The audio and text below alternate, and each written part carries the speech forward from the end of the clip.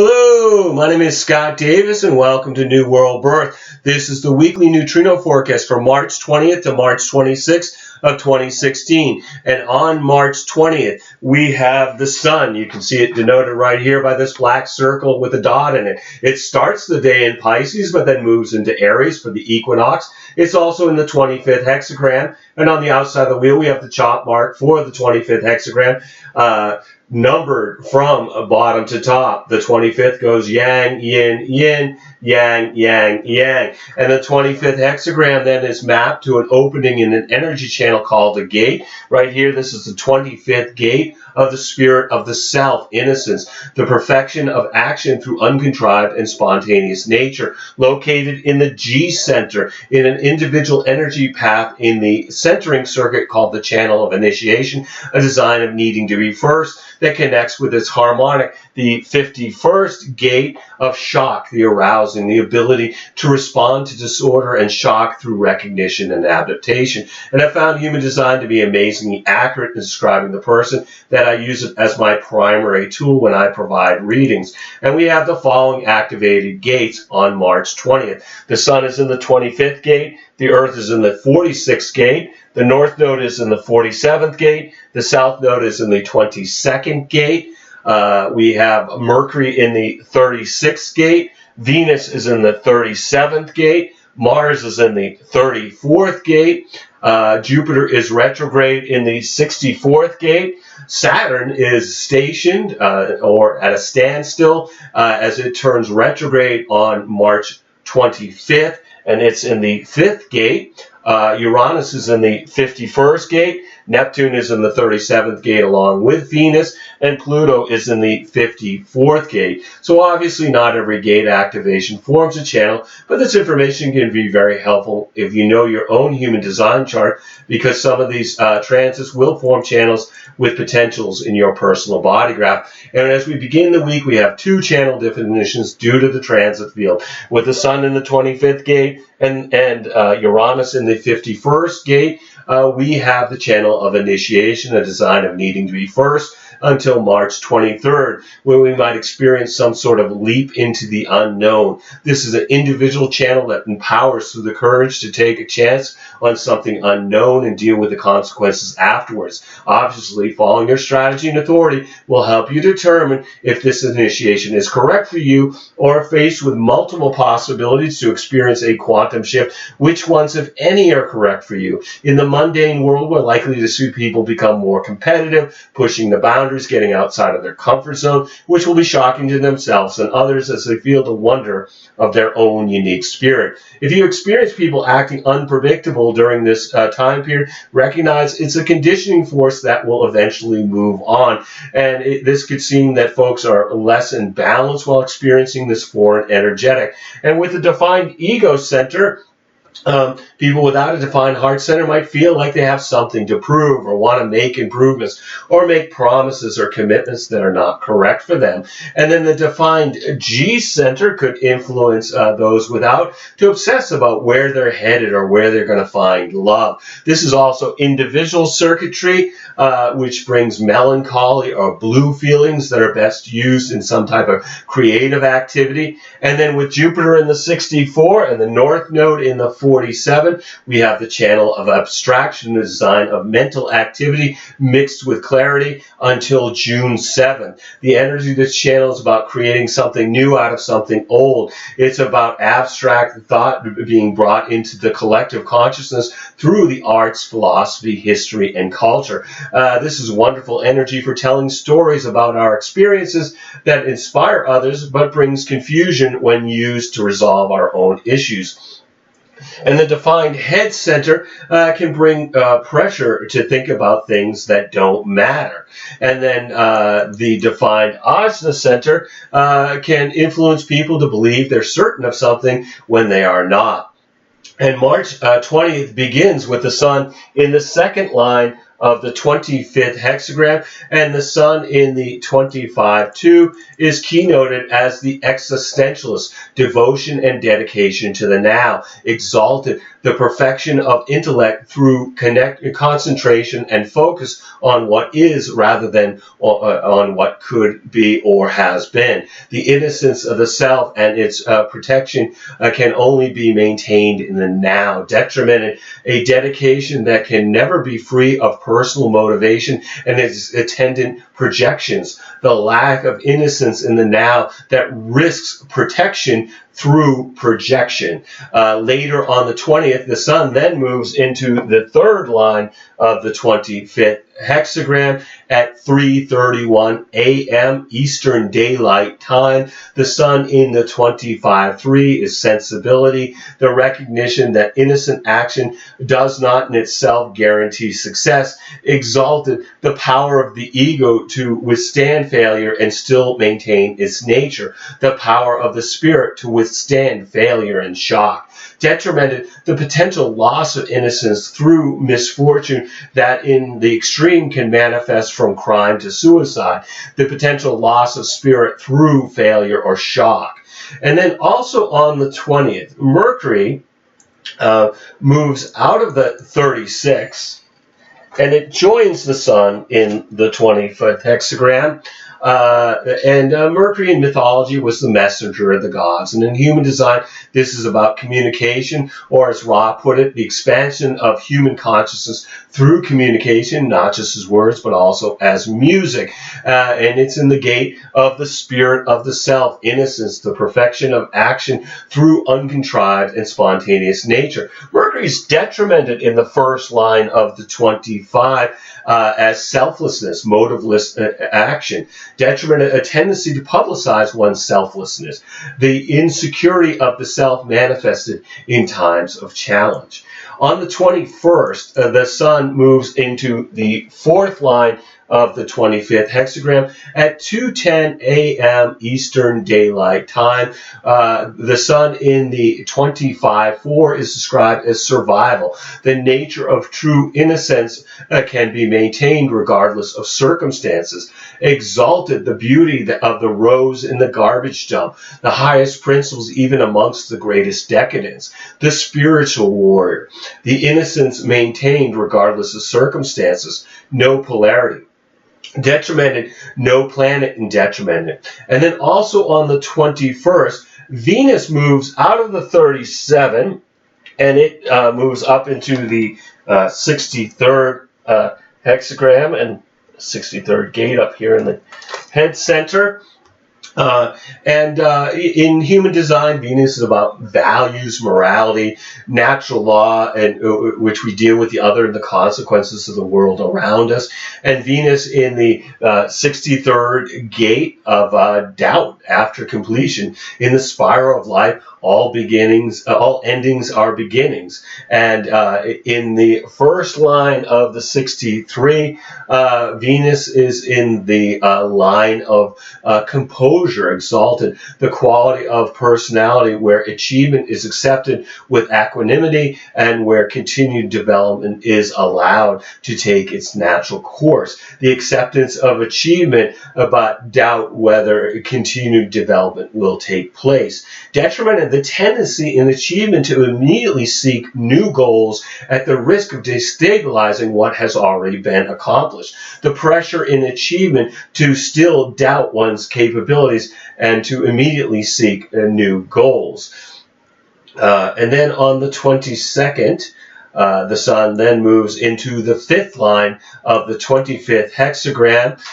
So up here in the heretical fifth line of the 25th hexagram at 12:51 a.m. Eastern Daylight Time. So just 51 minutes after midnight Eastern Daylight Time. The sun in the 25-5 is described as recuperation. When innocence is sapped of its vitality, the healing is the first priority. Exalted, the ability to recognize the inner meaning of an affliction and to withdraw until it's healed. The power of the spirit to heal and be healed. Detrimented, hypochondria, and the need to be healed by others. weakness of spirit which requires healing from others. Later on the 22nd, the sun then moves into the 6th line of the 25th hexagram. This shift happens at 11:32 p.m. Eastern Daylight Time, so that's 28 minutes before midnight on the 22nd, where it's detrimented due to Uranus being in the 51st gate. So Uranus detriments the 6th line of the 25. So the sun in the 25/6, detrimented by Uranus in the 51, is ignorance, false innocence betrayed by actions, detrimented, constant, inappropriate, and destabilizing actions whose very counterproductiveness strips away the facade of innocence, a constant inappropriate action in times of challenge that can break free of the spirit. And then on the 23rd, the sun then moves out of the 25th gate. We have Mercury moving out of the 25th gate. And actually, Mercury moves before the sun, and they both move forward into the 17th gate. And the Earth moves out of the 46th gate, and it moves into the 18. We have the Earth in the 18th gate and of correction, work on what's been spoiled, the vigilance and determination to uphold and defend basic human rights. This shift happens at 10:15 p.m. Eastern Daylight Time. We have the sun in the 17th gate of opinions, following the ancient law that those who wish to rule must know how to serve. And the sun in the first line of the 17 is openness, exalted, the energy to sustain a broad spectrum of stimuli, the possibility of having many opinions, detrimented, a tendency to limit oneself to aesthetically pleasing stimuli, the possibility to limit opinions to what is pleasing. And as we move from the 25th to the 17th, we're entering the gate of the following, the gate of opinions, the logic of the mind, where we genetically begin to wonder about time. Trying to grasp time. And I have a friend who's got a hanging 17, and she has many opinions about time. Mostly there is the opinion that there's more time than there actually is, which ends up with her being perpetually hours late every time she plans to come for a visit. When the sun was in the 25th gate, we had the realization that life is terminal, that nobody gets out alive, which makes us want to live longer, which then leads to pondering about time. And so we've moved out of the cross of healing into the cross of service, which is the most logical cross. The following states that to be able to lead, one must first have followed themselves. And where do we learn that? Well, we learn that from the 18th gate polarity. We learn that from our parents. This is the authority of the family of origin. And the Earth in the 18 is here to question authority and offer correction for the good of the collective, for humanity, to organize society. Logic is future-oriented and looks at patterns. Some that come in on this cross use it to criticize their family or friends. Ra called this the cross of bitching. They can be deeply dissatisfied, but through that dissatisfaction, they become of service. And the 17 has opinions that seek details. It's the right eye. And when the 17 is connected to the 62nd gate of details, it brings acceptance that there is nothing to be certain of.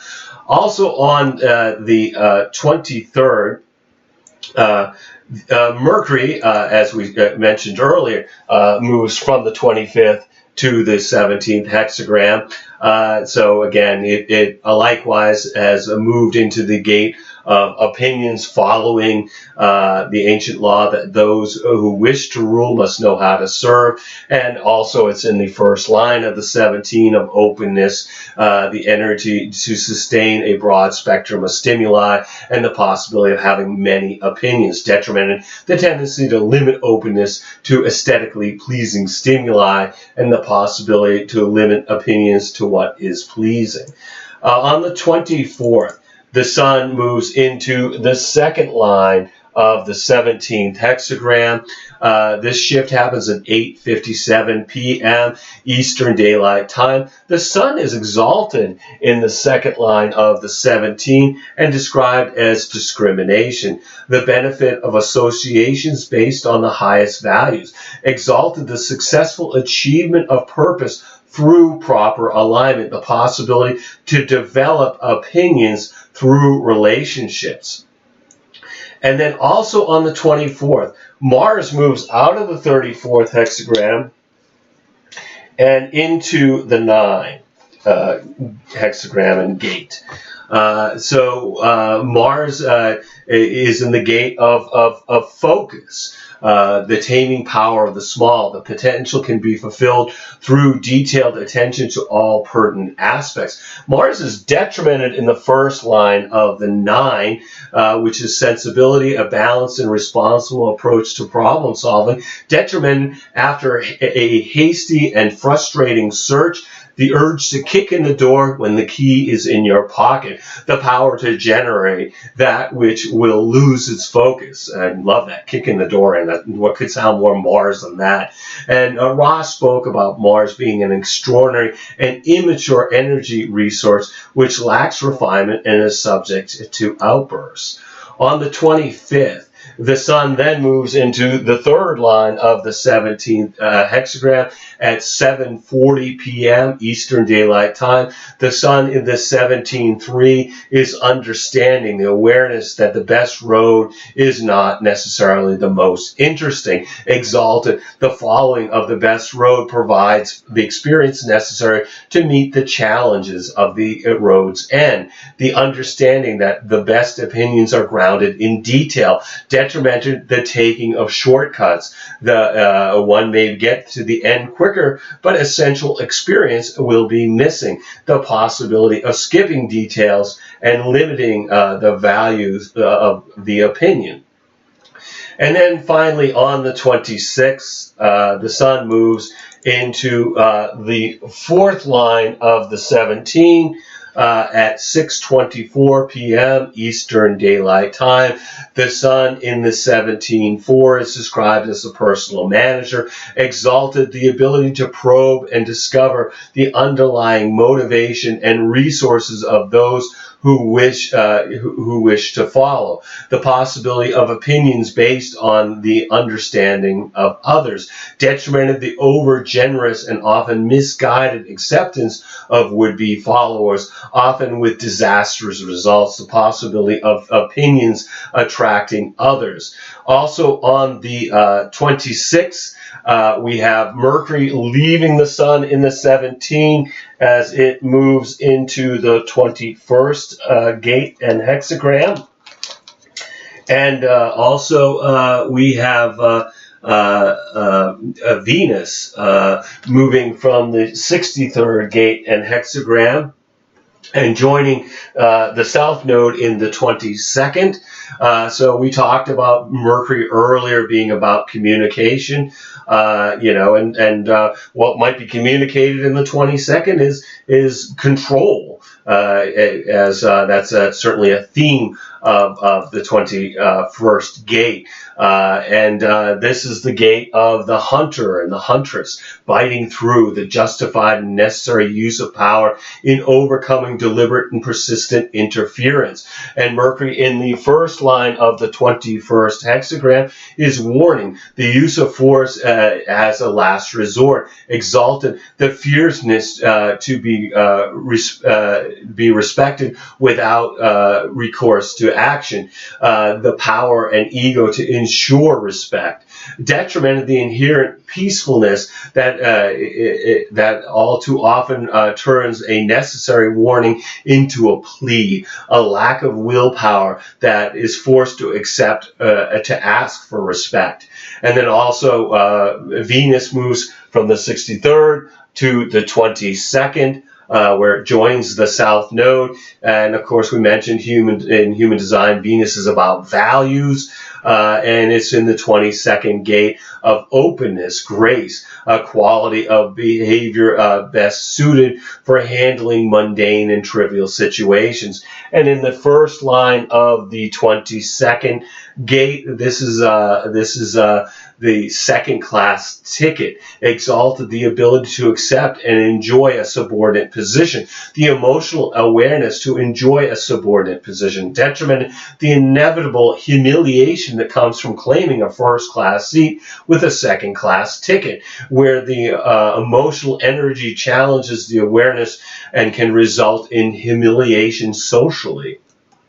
So I want to thank you for checking out New World Birth. The next segment of the weekly neutrino forecast will be on March 27th, 2016. Should be available on the 26th. Well, we'll continue to look at the influences of the heavenly bodies as they transit the sky and the hexagrams of the I Ching. And you can check us out on Facebook, Blogger, or YouTube, as there's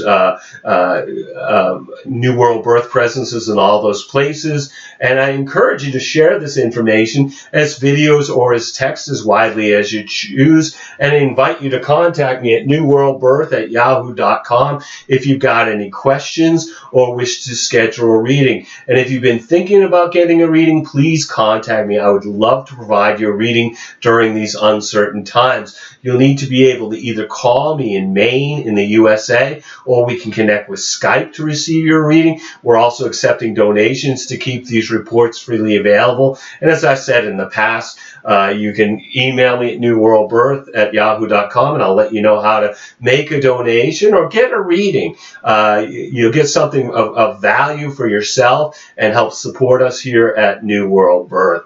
As always, I'm blessed that you've taken the time to connect with my passion for these ancient mysteries and their synthesis and the application to our journey during this incarnation. The light in me honors the light in you. Namaste, in Lakesh, and as Ra would say, love yourself. Thanks a lot, everybody. Look forward to connecting with you in the future.